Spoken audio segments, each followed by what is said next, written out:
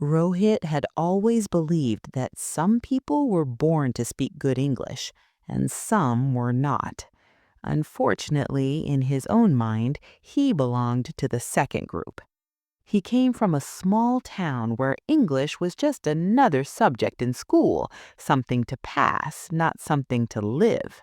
At home, everyone spoke in their mother tongue. In the market, on the streets, in buses, there was no place where English was used naturally. For Rohit, English existed only inside textbooks and exam papers. Yet, when he joined college in the city, he realized how important it really was.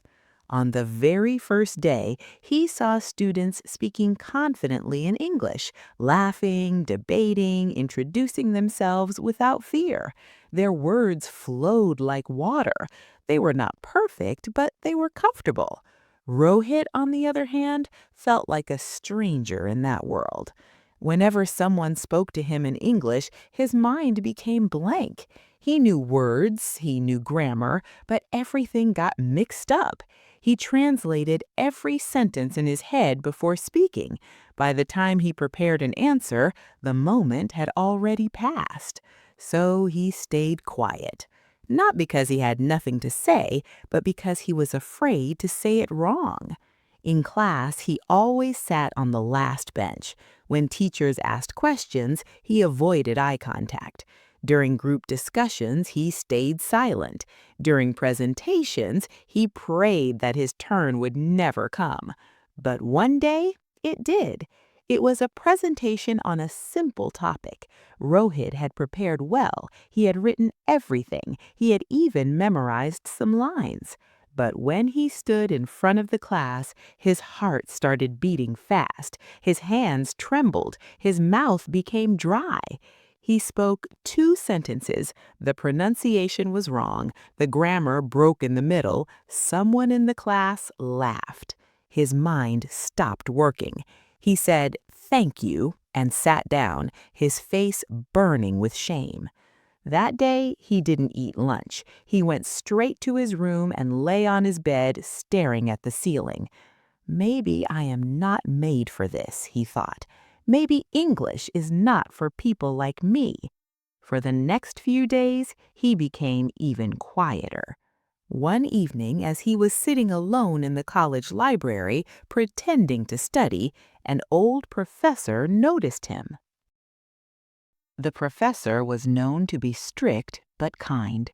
He looked at Rohit and said, "You always come here, but you never borrow any books. Why?" Rohit felt nervous, but he answered honestly, "Sir, I am weak in English." The professor smiled gently. "Do you speak English every day?" he asked. Rohit shook his head. "Do you think in English?" Again, Rohit shook his head. "Then how do you expect to speak English well?" the professor asked. Rohit had no answer. The professor took a thin storybook from the shelf and placed it in front of him. "Start with this. Read it every day, but don't read aloud. Read silently." Rohit looked confused. "Sir, how will reading silently help my speaking?" The professor said something that Rohit would never forget. "Before words come out of your mouth, they must live inside your mind. Silent reading builds a language inside you." That night, Rohit opened the book in his room. At first, it was difficult. He had to stop again and again. He used a dictionary. He read one paragraph many times. Sometimes he felt sleepy. Sometimes he felt bored. But he continued. Every night, 20 minutes. No pressure, no speaking, just reading. After a few days, something small changed. He started recognizing words without checking the dictionary. After a few weeks, he started understanding sentences without translating them. He didn't notice it, but his brain was slowly adjusting to English. When he read, he started imagining the scenes. He could hear the characters speaking in his mind. He started feeling the rhythm of the language. English was no longer just rules and grammar, it was becoming a living thing. Rohit started enjoying reading. He moved from small storybooks to bigger ones. from simple English to slightly difficult English. He still didn't speak much, but inside his mind, something was changing. One day, he realized something surprising. When someone spoke English in class, he could understand it faster. Earlier, English felt like noise. Now it felt like meaning.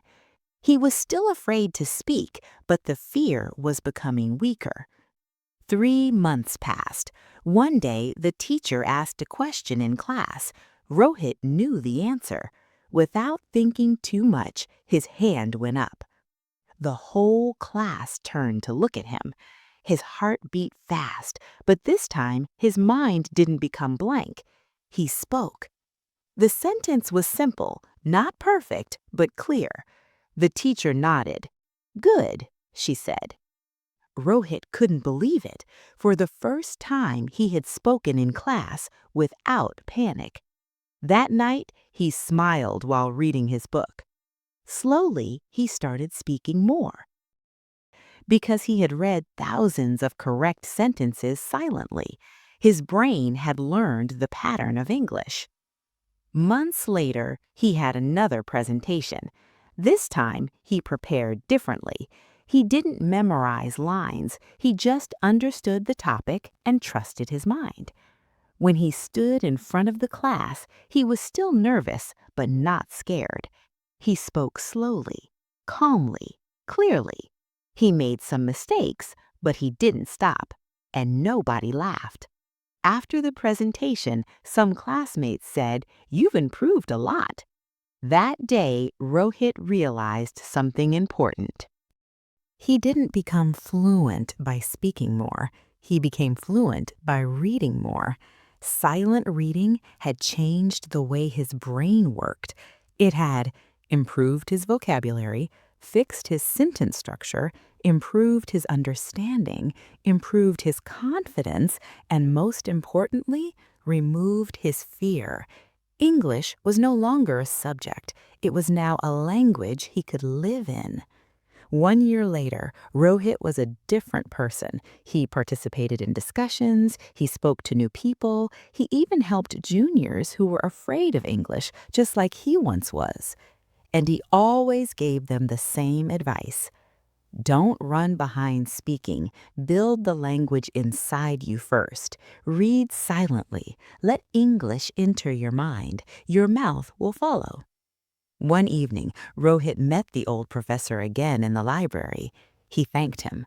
The professor smiled and said, "You found your voice in silence." Rohit nodded, because he knew the truth. Silent reading doesn't make noise, but it creates speakers. Moral of the story: if you want to speak English confidently, don't fight your tongue. Train your mind. And the best way to train your mind is silent reading.